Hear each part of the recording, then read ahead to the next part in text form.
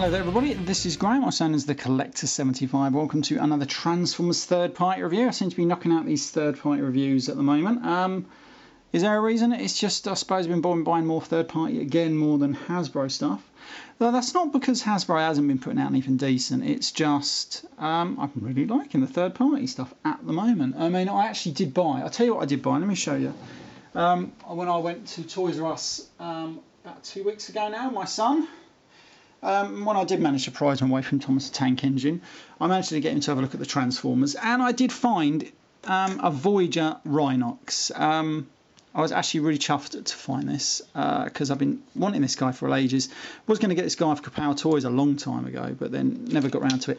And this bloody thing, he don't want to stand up, I'll tell you that now. He's got such loose joints in his bloody legs. Anyway, I got a Rhinox, 12 quid. Can't complain with that. And they actually had Springer and some of the other people in there. So, you know, it's you know, they've had some good bits lately. Anyway, that's beside the point. I am now doing the review on the KFC toys, KFC, whoever they are, Overslay and Haymaker. Obviously, these are masterpiece versions of Overkill and Slugfest. And did they do a good job? Well, I don't know. I'm sort of half and half. Sometimes I think they did, sometimes I think they don't. Right, let's start. We'll start with Haymaker here. It's actually quite a good cassette mode. And the transformation is actually quite ingenious. And out of the two, this is probably, out of both modes, the best one. Obviously, it's a cassette, you know. It doesn't have the plastic. It always feels a bit strange. It doesn't feel like proper masterpiece quality, but there's nothing wrong with it. Right, we're going to transform it as best as I can remember. So if you fold out these little legs like that, otherwise they're going to get slightly in the way as you transform it. Come out. So we're going to sort of move these out and around a little bit. Then we're just going to rotate these around, and I think that's quite a cool thing. It gives it a little bit more of a three-dimensional look. Then we need to start moving this whole middle section around. I like this. I like the way it does this, because you're just not expecting it. And then it just fits straight in, like there. Ow, bloody hell, those spines are sharp. And then its legs, they can come down, and you can position them however you want. And if you come under here, there's his little tail hiding in there. And then here, you see his little head hiding in there. And then you just bring it out.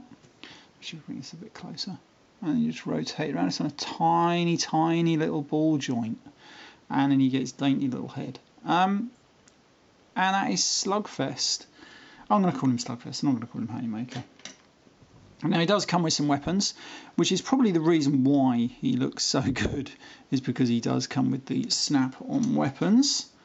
Yeah, there we go. And if you want my opinion, I think he looks okay.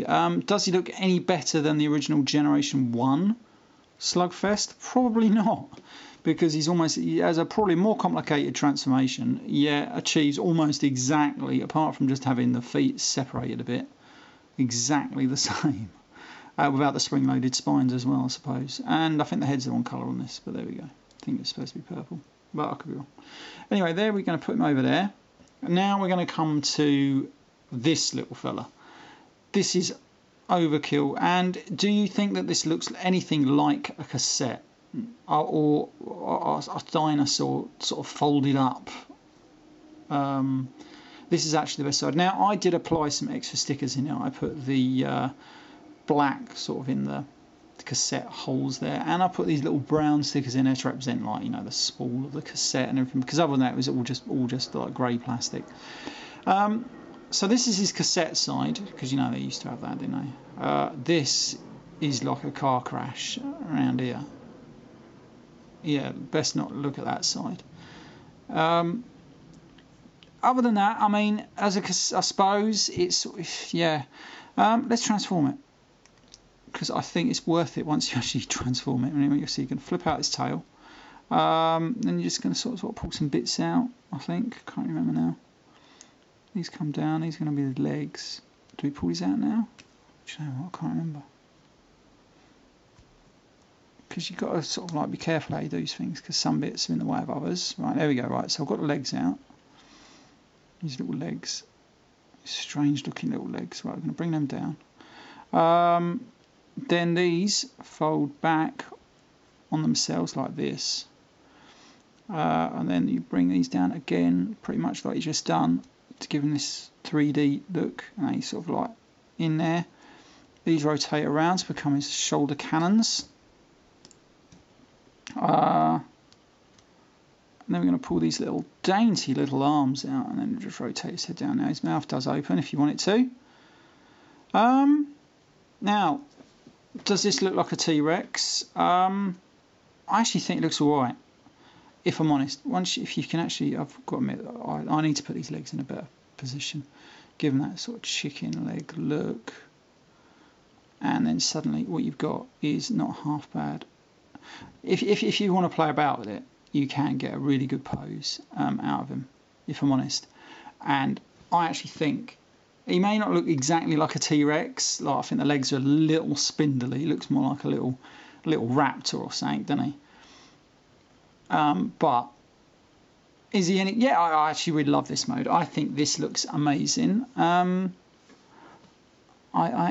really do. I think they did a good job here anyway. You know, and if you get some of your other cassettes down, because I've got a couple up here, which I do mean to keep reviewing, but there always seems to be something else. See, there's Ravage. Now, obviously, you know, Ravage is a proper masterpiece cassette, and then we're going to get my little Frenzy here, because I call him Frenzy because he's blue, and the original toy that I bought was blue. He was called Frenzy. And then you're going to get one of your other masterpiece Transformers out, which this is Sound Blaster.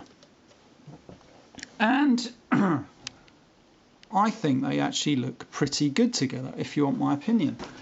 I really, really do. I'm really loving some of these third-party masterpiece things. I'm really looking forward to getting my Fans Project Reflector.